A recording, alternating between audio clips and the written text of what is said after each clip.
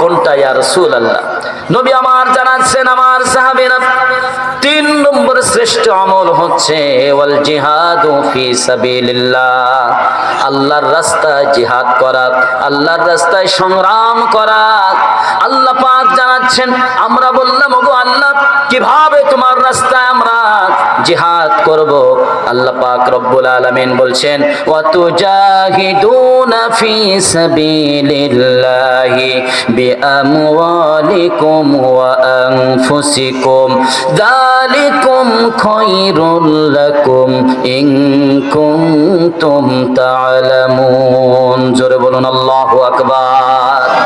আল্লাহ পাক বলছেন, ও আমার গোলামেরা, তোমরা তোমাদের জান তোমাদের মাল দিয়া আল্লাহর রাস্তায় জিহাদ করো, সংগ্রাম করো, আল্লাহর দ্বীনকে আল্লাহর জমিনে তোমরা কায়েম করার জন্য চেষ্টা করো। জোরে কান সুবহানাল্লাহ। আমরা অনেকেই রাসূলকে অনুসরণ করি, অনেকেই রাসূলকে অনুসরণ করি, যতক্ষণ পর্যন্ত কষ্টের কথা বলা না হয় ততক্ষণ পর্যন্ত আমরা রাসূলকে ভালোবাসি। ও আমার প্রিয় ভাইয়েরা, যতক্ষণ পর্যন্ত আমরা জিকিরের কথা বলি ওয়াজ ভালো হয়, নামাজের কথা বলি ওয়াজ ভালো হয়, কিন্তু যখন আমরা জিহাদের কথা বলি তখনই আমাদের অনেকেরই ওয়াজ পছন্দ হয় না। আছে না নাই? অথচ নবী আমার শুধু নামাজ পড়ে নাই, শুধু রোজা রাখে নাই, শুধু জিকির করে নাই, আমার রাসূল সাল্লাল্লাহু আলাইহি সাল্লাম আল্লাহর জমিনে আল্লাহর দ্বীনকে কায়েম করতে যে একটা নয় দুইটা নয় 27টা যুদ্ধের সেনাপতির দায়িত্ব পালন করেছেন। সুবহানাল্লাহ। সুতরাং রাসূলকে আমাদেরকে যদি পরিপূর্ণ অনুসরণ করা লাগে তাহলে জিহাদ করার দরকার আছে না নাই?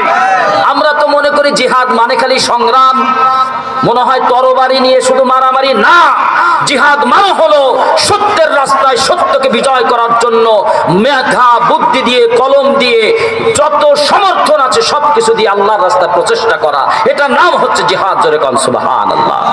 আমার প্রিয় ভাইরা, ইতিপূর্বে বাংলাদেশে এরকমের পরিবেশ, এত সুন্দর পরিবেশ আল্লাহ পাক আমাদেরকে দেন নাই।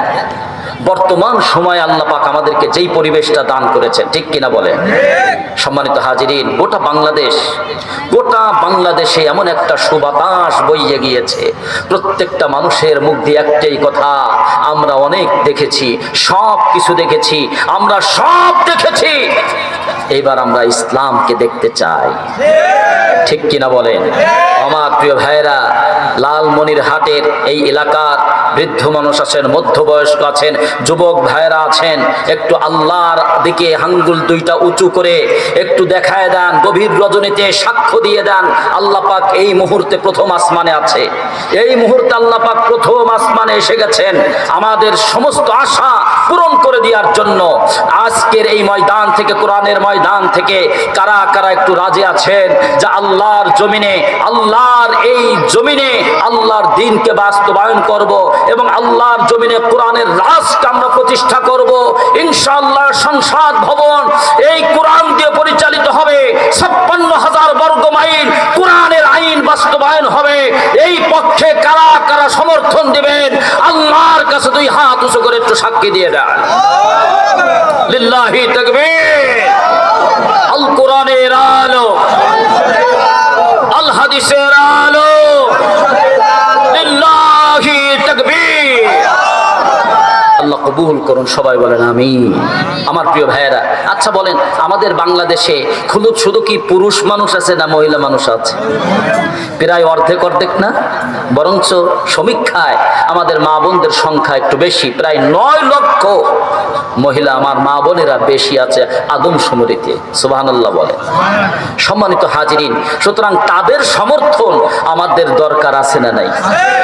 প্রিয় ভাইয়েরা আমার, ইসলামের প্রথম শহীদ একজন পুরুষ না একজন নারী? বলেন। ইসলামের জন্য সবার আগে, ইসলাম কায়েমের জন্য সবার আগে জীবন দিয়েছে একজন পুরুষ সাহাবী নয়, একজন মহিলা সাহাবী, নাম হচ্ছে হযরত সুমাইয়া রাদিয়াল্লাহু তাআলা আনহা।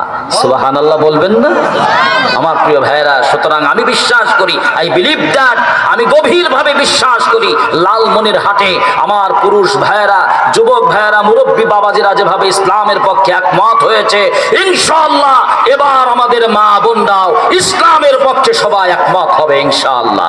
আল্লাহ কবুল করুন, সবাই বলেন আমিন।